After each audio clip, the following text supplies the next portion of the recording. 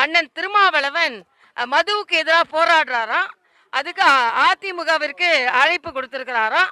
மதவாத சக்திகள் எல்லாம் அவர் கூட சேர்த்துக்க மாட்டாராம். நான் கேட்கிறேன், மதுவை பற்றி பேசும்போது ஏன் மதத்தை பற்றி பேசுகிறீர்கள்? அது ஒன்று.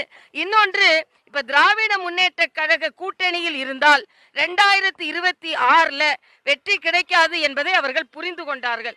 ஆக இது மதுவுக்கு எதிரான மாநாடா இல்லை என்னால் கூட்டணிக்கு எதிரான மாநாடா என்பதுதான் நமக்கு சந்தேகமாக இருக்கிறது. அது மட்டுமல்ல, ஜனநாயக சக்திகள் எல்லாம் இதில் ஒன்றிணைய வேண்டும் என்று சொல்கிறார்கள். நாங்க ஒண்ணு இவர் அழைப்பு விடுப்பாரு அப்படின்னு நாங்க ஒண்ணு ஏங்கி கிடக்கல. ஏன்னா நாங்க ஏற்கனவே மதுவுக்கு எதிராக மிக தீவிரமாக குரல் கொடுத்து கொண்டிருக்கிறோம். நான் கேட்கிறேன், ஆட்சிக்கு எவ்வளவு நாள் ஆச்சு?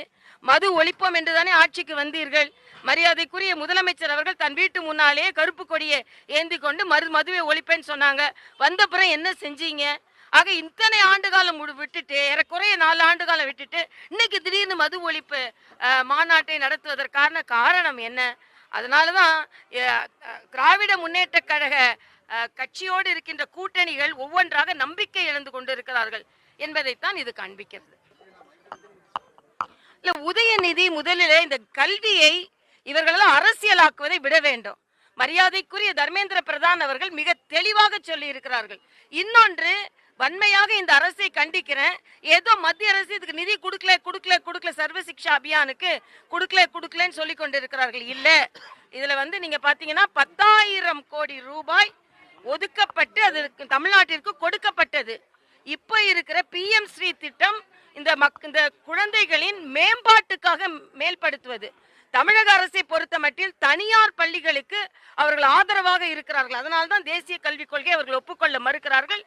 இங்கே உள்ள இன்னொன்னு கேட்கிறேன், நீங்க அரசாங்க பள்ளியில படிக்கிற அமைச்சர்கள் பிள்ளைகளையும் பார்க்க முடியாது, முதலமைச்சர் வீட்டு சார்ந்தவர்களையும் பார்க்க முடியாது.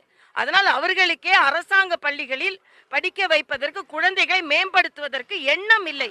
இது அரசாங்க பள்ளி மாணவர்கள் இன்னும் மேம்பட வேண்டும், இன்னும் அவர்கள் உயர்நிலைக்கு அடைய வேண்டும் என்பதற்காக கொண்டு வரப்பட்ட திட்டம்.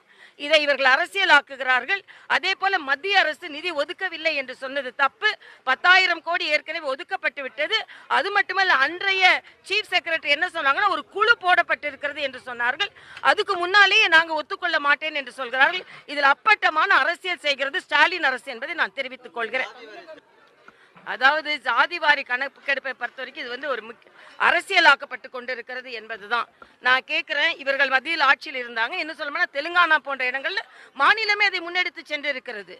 அதனால ஸ்டாலின் அரசு இது செய்யக்கூடாது என்ற ஒரு எண்ணத்தை வைத்துக் கொண்டு அவர்கள் செயலாற்றி கொண்டிருக்கிறார்கள் என்பதுதான் எனது கருத்து. இன்னொன்று, வெளிநாட்டுக்கு போய் முதலீடு இருக்கிறேன் என்று முதலமைச்சர் சென்றிருக்கிறார். ஆனா இதுவரைக்கும் அதிகாரப்பூர்வமாக எந்தெந்த கம்பெனிகள் எவ்வளவு முதலீடு எப்படி செய்கிறார்கள், எவ்வளவு பேருக்கு வேலை வாய்ப்பு கிடைக்கும் என்று இதுவரைக்கும் நமக்கு தெரியல.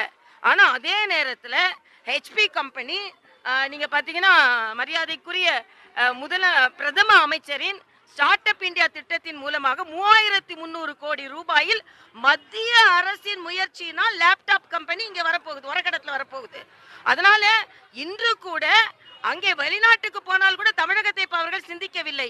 ஆனால் மரியாதைக்குரிய பாரத பிரதமர் தமிழகத்தை பற்றி சிந்தித்துக் கொண்டிருக்கிறார் என்பதைத்தான் ஒரு 3300 கோடி முதலீட்டுல தமிழகத்திற்கு லேப்டாப் கம்பெனி வரப்போகிறது என்பது மத்திய அரசிற்கு நாம் நன்றி செலுத்த வேண்டும் என்பதுதான் எனது கருத்து.